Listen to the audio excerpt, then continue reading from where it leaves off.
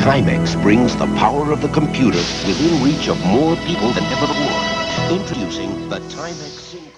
3D Monster Maze for the ZX81 is considered by some to be the very first horror game ever created. And I think it is, at the very least, the first dinosaur horror game ever made, anticipating many of the ideas that would later define survival horror all the way back in 1981. The gameplay is pretty simplistic, but extremely effective. Even by today's standards, I would say the game could probably get a scare or two out of you, which is rather impressive considering the graphics are animated in real time at around 6 frames per second and made entirely from 8x8 black and white squares. Some older viewers might even remember the haunting words, "Rex has seen you." And that brings us to the plot of the game, well, if you can call it a plot. Basically, you talk to this weird clown guy, and he teleports you into his maze, where a perfectly preserved Tyrannosaurus Rex chases you around until it eats you. Apparently, Rex has been preserved in silicone since prehistoric times, and if it kills you, you are sentenced to roam the maze forever. You can luckily appeal this decision, and if an appeal is attempted, it is rejected 50% of the time, which sends you straight back into the maze. If it is accepted, on the other hand, the game simply restarts from the main menu. Little disclaimer though, not all the gameplay being shown is from the original 3D Monster Maze. Over the years, a lot of interesting remakes and mods inspired by the game have been created, and we are showcasing some of them here. And that actually makes me think about the cultural impact of 3D Monster Maze. It's actually a little surprising given how rarely you hear about it. That could simply be because of how old and basic it is, but Pac-Man and Pong are hardly modern games and people still talk about them constantly. Nonetheless, Rex undoubtedly laid the foundations for many survival horror games, and especially dinosaur survival games. And that brings us to this week's topic, prehistoric horror. We'll be taking a comprehensive look at the somewhat dormant but incredibly promising survival horror subgenre. So make sure to like, comment, and subscribe as we explore the games that followed in Rex's enormous footsteps. There he is. No. You can count on me to misbehave. A prima donna girl. Would you do anything for me? Buy a big diamond ring for me? Would you get down on your knees for me? Pop that pretty question right now, baby. You can take to the core. And pain is a chore. When you give, I want more. I wanna be adored.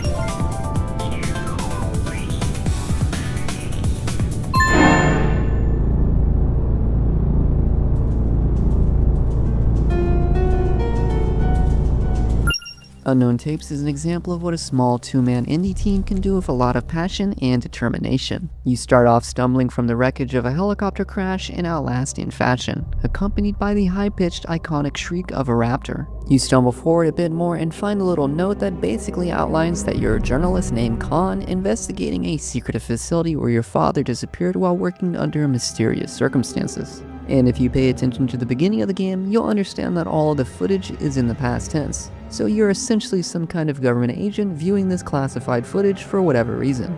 This even carries over to the dev screen. The first time you die, the image cuts to a TV color bar test screen and allows you to rewind the tape. Moving on, you'll make your way into the facility, slipping past several soldiers who've been dismembered by dinosaurs before reaching a small building where you'll find a code.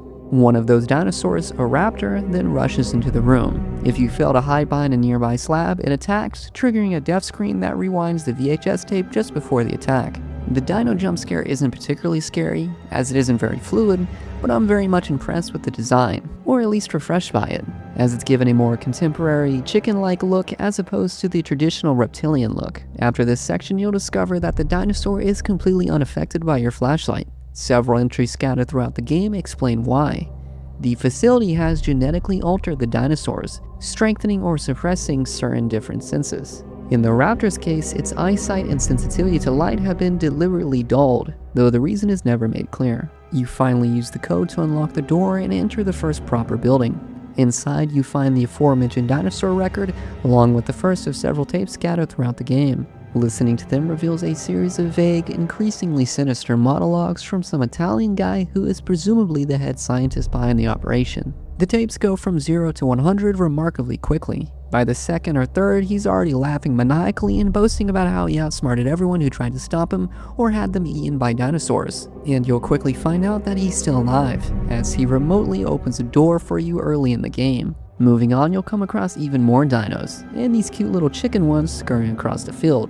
And not long after, a massive Spinosaurus appears in the same field as well, distracted by a helicopter. And upon seeing the copter, I drew the conclusion that your crash wasn't just a case of bad piloting. And as you sneak past the oversized sailboat, a terrifying sight awaits you. The most vile dino of all, the domestic pig. Thankfully, the piggy's taken out almost immediately. Chomp chomp, gobble gobble, gulp. Now, I will say the game has a certain arduous feeling pacing at times, primarily from the fact that you'll spend a whole lot of playtime going in circles and backtracking for different items or codes before you can make progress through the game. This sort of game design isn't necessarily bad, but it will certainly make the game feel longer than it is. In this case, I don't mind it too much, as I'm so used to blinking and already being at the credits, so anything beefier is nice. As for the dinos, as I mentioned before, they are genetically altered with certain senses being stronger or weaker, which helps shake up gameplay as well. The raptor is of course totally unaffected by light, but later on you'll end up encountering a Carnivores that has the exact opposite issue. In this section, which takes place in a school, as the dinos have ended up reaching further into society, you'll end up having to do away with your precious flashlight and basically feel your way out of the building. It's either that or dealing with the T-Rex outside, which, as in most of these games, cannot be killed. In fact, none of the dinosaurs can be fought directly, forcing you to fully commit to hiding or running while accounting for which species is nearby and how its senses function. This is made easy by the conveniently placed dino dossiers that seem to come directly before or after an encounter with a particular dino. For the most part, you see the carnage after it's already taken place. Recently killed guards, either abandoned or still being picked at by the dinos. But as you progress further out of the facility and into the nearby town, you'll end up seeing the carnage live. Certain people, police officers, soldiers, or terrified civilians attempt to fight back with rifles and pistols, only to be unsurprisingly chopped and chewed. The resulting crunch sounds remarkably like someone biting into a watermelon. I think it's pretty cool, as you spend most of your time isolated, and getting to see the action for once is a nice touch. Not long after this sequence, you continue trying to get into the complex, apparently abandoning the search for answers about your father, or perhaps deciding that the giant man-eating lizards skulking around every corner have already answered that question. Then, barely 5 seconds later, lightning flashes and reveals the frightening silhouette of a gosh darn T-Rex directly in front of you. At this point, I'd wonder why I even did this. I was never even close with my father anyway. You think the dino's gonna chomp you, but actually it's looking right past you at another T-Rex. The excitement rising so dramatically made me realize I was nearing the climax. Anyways, I'm not saying they saved all the exciting stuff for the end. Oakwood kind of did that, but I think this game is a little superior in a lot of ways. Near the very end of the game, you'll come across a dino that's some complete genetic abomination. It's apparently a half-human, half-dino nightmare created by the Italian guy Dave. You know, the guy from the tapes.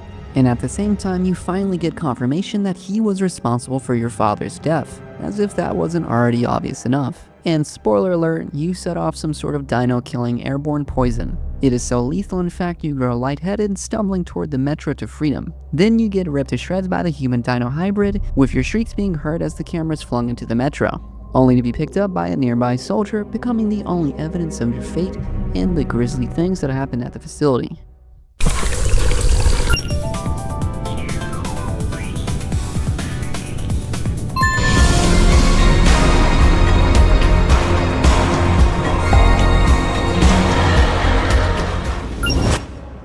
The obvious first thing to comment on in regards to Dino Crisis is its similarity to Resident Evil. Both are Capcom games that share a similar aesthetic. Dino Crisis 2, however, deviates substantially from the formula of Dino Crisis 1. In some ways, it is more similar to Resident Evil 4 than Resident Evil 1 or 2. Unlike the initial game, it has a lot more action, and you actually have more power than in the first one. Gone are the days of seeing some raptors, pooping yourself and trying to run away. Now you're actively encouraged to combat them and even do combos against them to score points. Although the game still maintains a lot of its horror aspects, and in some ways is even more similar to the Resident Evil franchise in that it shares its 2D pre-rendered backgrounds, as opposed to the 3D backgrounds of the first game.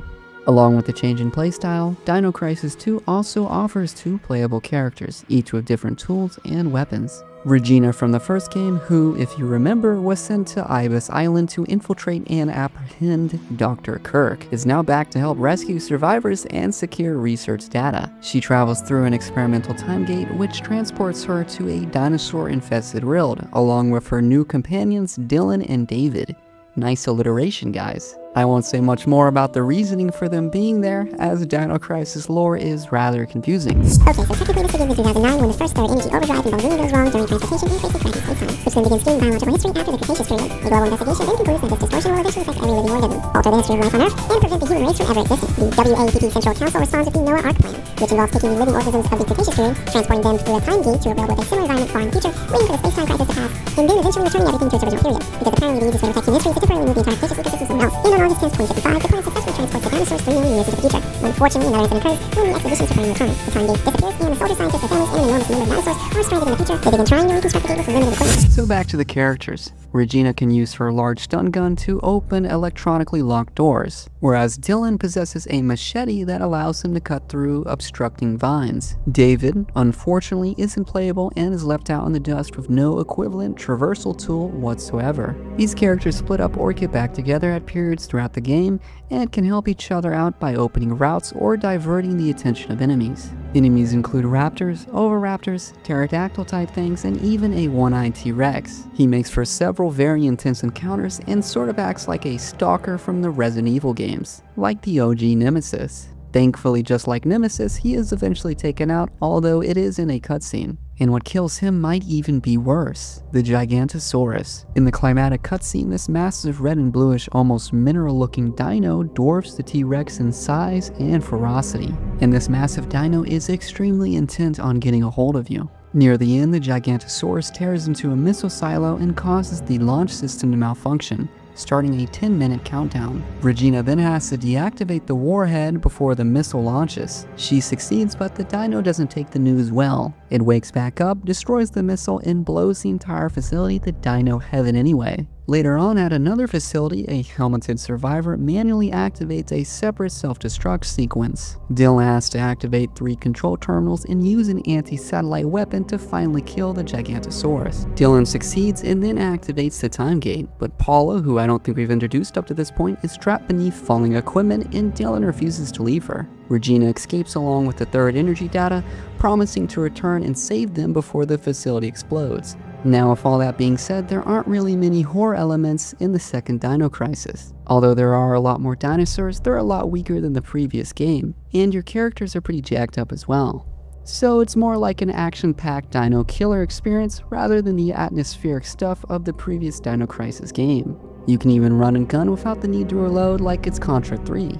Although you can still run out of ammo, replenishing it costs extinction points, so you'll need to do a fair amount of dodging and weaving if you burn through it too quickly. Certain enemies also require particular methods of attack. Anstrosivia, for example, are usually flipped onto their backs with the chain mine before you shoot their vulnerable undersides. Despite it not having the atmosphere of the first game, the aesthetics of the environments can still be a bit scary. You're surrounded by overgrown vines and poisonous plants with your fixed camera, going through these old, sort of military compounds, all while being attacked by dinosaurs and other prehistoric creatures, so at times it can get pretty heart-pounding. But I'll leave the decision up to you. If you want an atmospheric, horrifying dino game like some of the others mentioned on this list, maybe you should check out Dino Crisis 1. But if you want what is essentially Resident Evil 4 with a fixed camera and dinosaurs, maybe this one is right up your alley.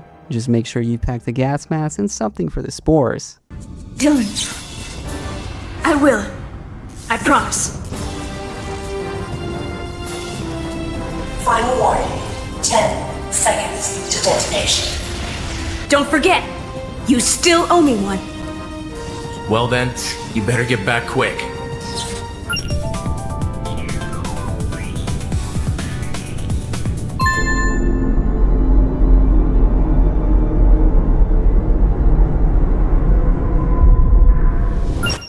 Unlike some of the other entries, Oakwood is a far more traditional dino survival horror game. It's dark and creepy, focused around collecting notes that help you on your journey out of some forests in Canada filled with rundown buildings and RVs. Many of the early notes are left by friends of your character, Maddie, while later notes reveal more about Oakwood itself.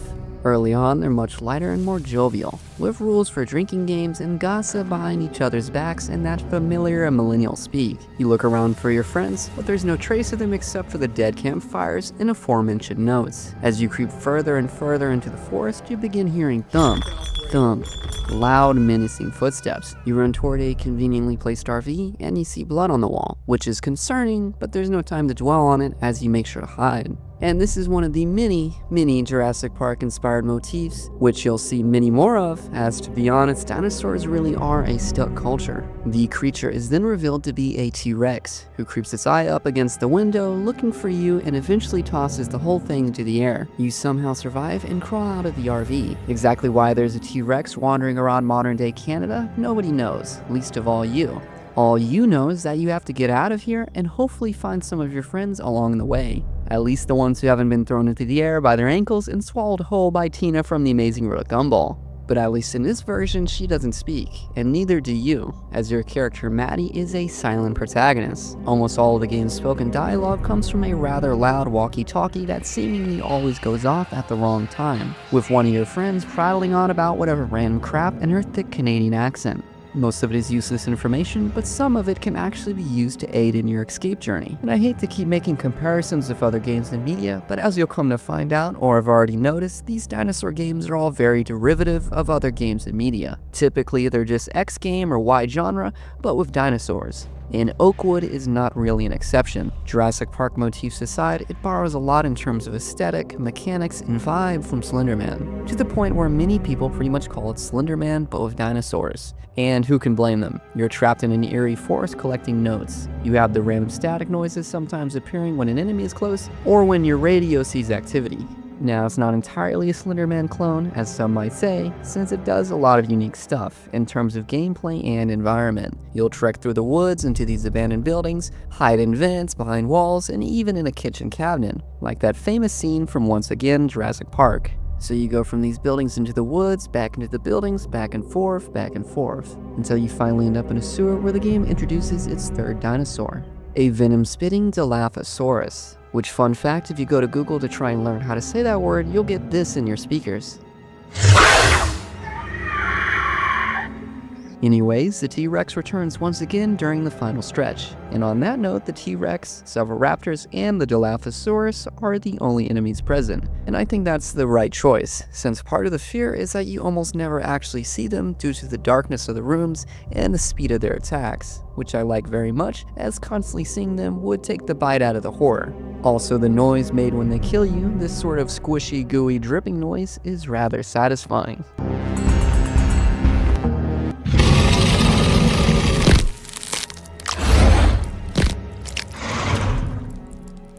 But moving on, as you continue through the tunnels, having found evidence of your friend's gruesome deaths and at times hearing them nearby without ever being able to save them, you eventually emerge into what appears to be less than an escape route and more of a feeding ground. Dinosaurs gather around Maddie, the raptors close in, and one lunges at her before the game abruptly cuts to black. The achievement you receive after is called Sacrifice, strongly implying that Maddie and her friends may have been deliberately lured to Oakwood as food, although the game never explains who arranged it or why. So if you're looking for cool games to add to your Steam library, make sure to give Slender Rex a look.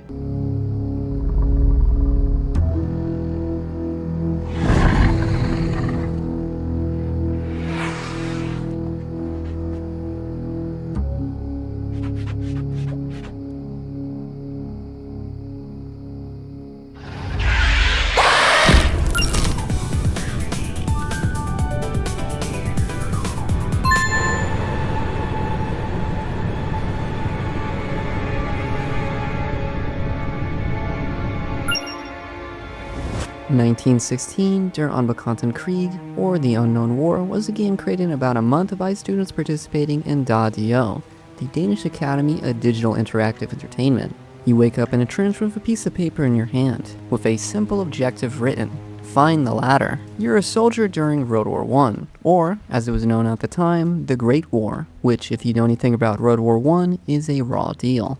As you slosh through the mud, you'll take notice of the well-done sound effects in the game.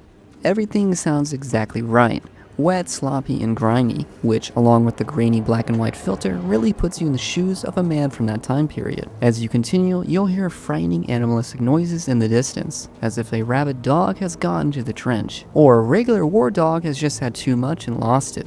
Then you hear a blood-curdling scream from one of your comrades. You go to investigate, and he's been absolutely torn to shreds, with a note resting in his still warm hand. You read it, and it's a giant spell that unfortunately I can't understand, except for the mention of Dinosauren. I assume that's German for dinosaurs.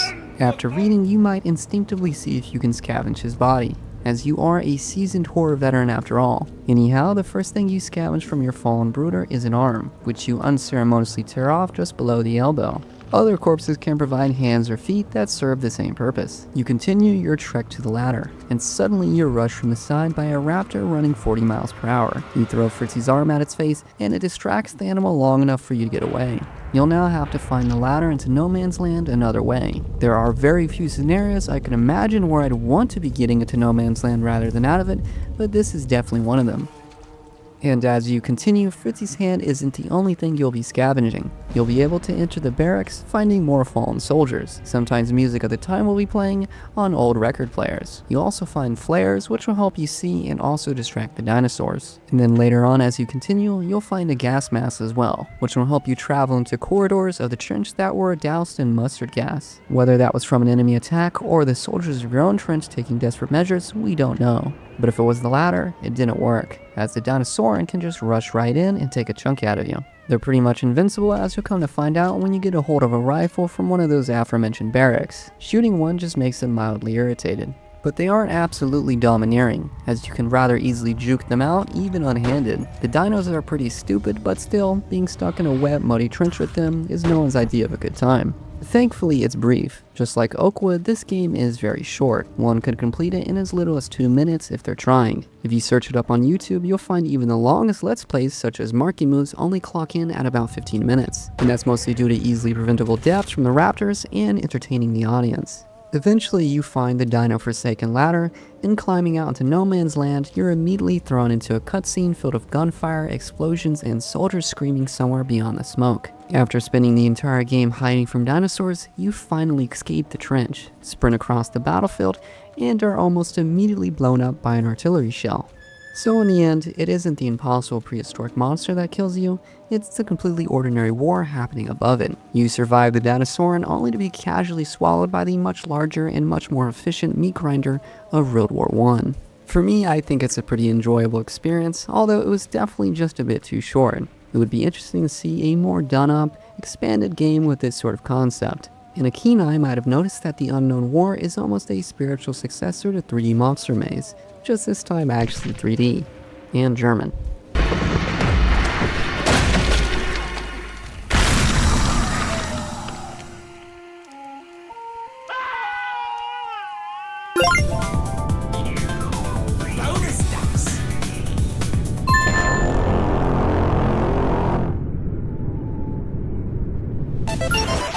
You won't believe it, but we're going to talk about Fear and Hunger once again. I think this is like the 5th video we've actually mentioned Fear and Hunger. Anyways, there are dinosaurs there too. Long before humans climbed down from the trees and began exploring the world, it was inhabited by lizardmen. This is an ancient race that ruled the dungeons of Fear and Hunger before humanity. The new gods, sitting in Mahabra, directly said that before humans, the lizardmen were the dominant form of life. But some kind of collapse happened, and by the time of the game, we only see fragments of their civilization. Gameplay-wise, they are shown as hostile and dangerous opponents. A lizardman is armed with a sword and shield and wears leather armor. The lizardman's tongue contains poison, and the tail can serve as a weapon. Fun fact, if the player is defeated, the lizardman will skin them. What lovely guys. But returning to the topic of the video, the reptiloids themselves are hard to call dinosaurs, more like their descendants. Although the true dinosaurs of the game are the product of lizardmen, they're called Blight, and they are godlike creatures. The thing is, the real gods of the World of Fear and Hunger have long been dead. So just like in the concepts of Ludwig Feuerbach, and exactly like in Warhammer 40k, races began giving birth to their own gods. For humans, they are represented by 4 figures: the Enlightened One, the Tormented One, the Dominating One, and the Endless One. All four, in one way or another, represent aspects of the complex human existence. The lizard folk, however, had only one hypostasis, monstrous strength. And that is exactly what the Blight stands for. Their lower forms look like pterodactyls, and their skin is deceptively pink, but all of them have an impressive HP bar. Blights live in the void, a strange area reached after ascending to the throne of ascension. The local pterodactyls are strong, but our characters are quite capable of dealing with them. However, upon entering the location, the usual party of 4 characters will be lost, and you will have to play only as the hero you chose. A terrible primordial fear seized the hearts of our party members, and they were forced to run and hide. The cause of this terror was the Greater Blight. It is also considered a former lizard man and a new god, but on a completely different level. A giant beast outwardly resembling a T-Rex wanders aimlessly through the void, ready to devour anyone who does not carry lizard blood. Even the new gods describe it as equal in strength.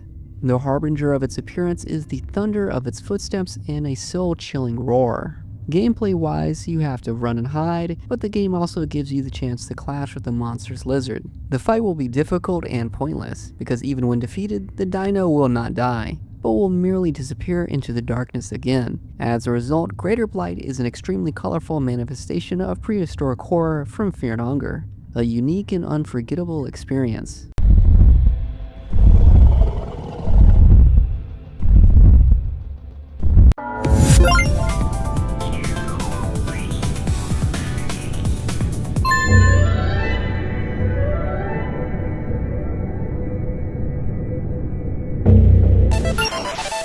Carnivores 2 is neither a dinosaur horror game nor a survival action game. So why is it in the video? Well, because it reverses the usual dinosaur horror dynamic. Rather than being stranded in their territory and desperately trying to survive, you enter willingly as a paying tourist, intending to hunt and kill the dinos for sport. You choose a target species and enter one of these several enormous hunting grounds and track the animal through the wilderness using its footprints, calls, and the optional radar. Once you find it, you take it down with whichever weapon you brought along. Although that choice becomes fairly narrow once you unlock everything, because frankly most of the weapons are pretty crap. More importantly, these are not even Earth dinosaurs. The series takes place near the end of the 22nd century on an alien planet populated by creatures resembling prehistoric reptiles. After the planet was discovered, a corporation quickly capitalized on the appeal of hunting them, turning the entire world into a commercial hunting reserve under the unsubtle name Dino Hunt Corp. Not the most creative name, but I suppose when you're offering people the chance to shoot alien dinosaurs, the service mostly advertises itself. Beyond that, there's not much lore at all in the Carnivores series. Your character isn't even provided a name, and much like JPT, you explore a massive, somewhat empty world where there's only you and the dinos. But unlike JPT, you have several of the aforementioned hunting grounds with different environments. It's not a horror game per se, but there is one horrifying element about it. The fact that, unlike the first, no matter what part of the body you shoot, the dino will still need a couple more shots before falling down. What's worse is that many of the guns within the game are effectively pea shooters. Loud pea shooters at that.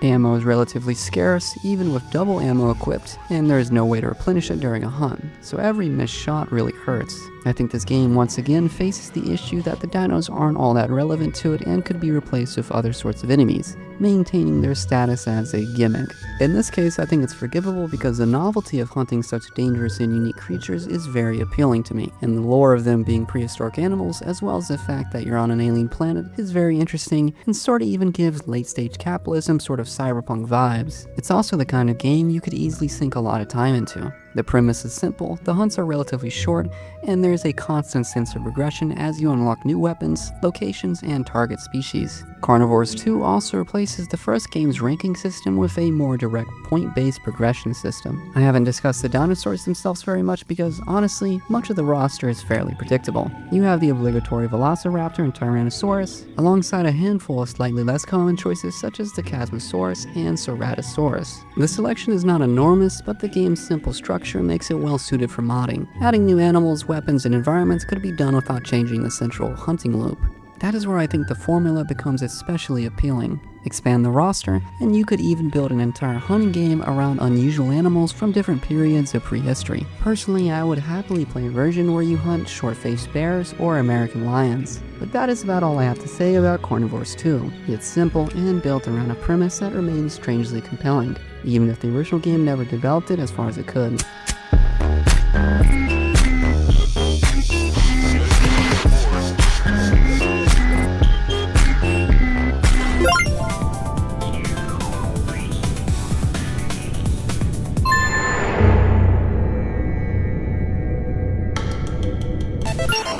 Jurassic Park Trespasser was developed by DreamWorks Interactive and later published by EA. The game's story takes place 1 year after the events of The Lost Realm, following Anne, a woman whose sightseeing plane crashes into the Pacific near Isla Sorna, leaving her stranded on the island. Within the Jurassic Park series, Isla Sorna is the much larger production island where dinos are bred and engineered before being transferred to the main island, which is the central location of the first Jurassic Park film. Far from being just another generic tie-in cash grab, JPT is actually quite a unique game, which took so many grueling hours of work to produce that it ended up being released unfinished. In it, you play as the aforementioned Anne, trekking through the giant island in which you're completely alone, except for occasional random narrations and of course the dinosaurs, of which there's a wide variety, all with special ways of acting towards the player. Each dino is so unique in its reactions and behaviors towards the player that it would be difficult to write it all down here, and anyways it'd be experienced better firsthand. The enemy's dynamic behavior was driven by what was, at the time, a state-of-the-art AI system developed in-house. It was probably the main thing that caused the game to be released before being finished, as they simply couldn't wait for all the issues to be ironed out and the finer details to be put in. But moving on to the dinosaurs, there's the raptor, which is always the most plentiful enemies in these games. They appear in every level of the game, but they do have some variety, with different color schemes, and they don't always react in the exact same way. Others include the Albertosaurus, the slightly smaller, goofy-looking cousin of the T-Rex, who by the way also appears in the game, although a bit more underpowered than usual. Unlike other games where the T-Rex gets special status as a boss or a unique stalker type event, the Rex in this game is actually killable by the player, although due to the shoddy hitboxes and an inventory limited to just what's in your hand and on your belt, it might as well be invincible. I should also mention that at times the AI, for lack of a better phrase, just collapses in on itself, and the dinosaurs, regardless of which species, just begin to act docile and avoidant. One cool thing is that due to the unique physics of the game, you can actually sometimes kill the dinos using the environment, like for example driving a jeep and dropping it over its head. All of this makes Jurassic Park Trespasser feel far more distinctive than the others, and its dinosaurs do have a greater sense of presence. With other games, as I've spoken about before, they seem like they're just sometimes used to add flair to an otherwise unremarkable game. But with JPT, it doesn't particularly feel that way. The game obviously still has its faults and shortcomings, such as the noodle arm that everyone who knows about this game is familiar with. The arm in the game is actually physically in it and can interact with the environment around it. This is interesting, and like with the Jeep, it can give you creative ways to interact with the world, but it also comes with certain disadvantages, such as sometimes dropping your weapons or items when it collides with the environment. Aiming is also made rather difficult, which along with the aforementioned hitboxes, makes the combat a bit rough at times. You were originally meant to have two arms, which I'm very curious about the practicality of, although at least you wouldn't have to wield a Spaz 12 with one hand. And of course I can't go without mentioning the health bar located on her chest. It's a tattoo that tells you your level of health. Very interesting choice from the developers. The overall map isn't that satisfactory, as there's not much going on inside it other than yourself, the dinos, and some certain items. There are some homes you can explore, but for the most part you'll be trekking through long stretches of green jungle, sometimes without even trees as scenery, making it sort of reminiscent of Blood Gulch from Halo. You'll eventually make your way through the map before beginning the sprawling climb up Mount Watson, surrounded by dinos who have a bad habit of jumping off. Once you reach the summit, you can find a radio and call for help, after which you have to survive the final raptors and do a bit more of the platforming that is famously so much fun in this game. And instead of being torn to bits like in some of the previous entries, you actually make it out when the helicopter arrives. I think the ending really reflects the mood of the era, a triumphant escape rather than the filthy, bleak depths of the more modern dino survival games. This one is definitely much more firmly in the action-adventure genre than the survival horror genre, but when speaking about dino games, it's far too unique to shut out of the discussion. I know I might have been a little more positive than most when talking about this game, and I am aware that the consensus on this one is that it pretty much sucks. Glitchy and ill-executed as it may be, the devs really poured their heart and soul into it, and I think that at least counts for something. So I'll give it 2 noodle arms out of 5. 1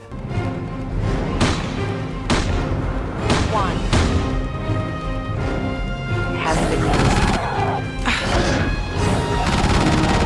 half full, nearly empty.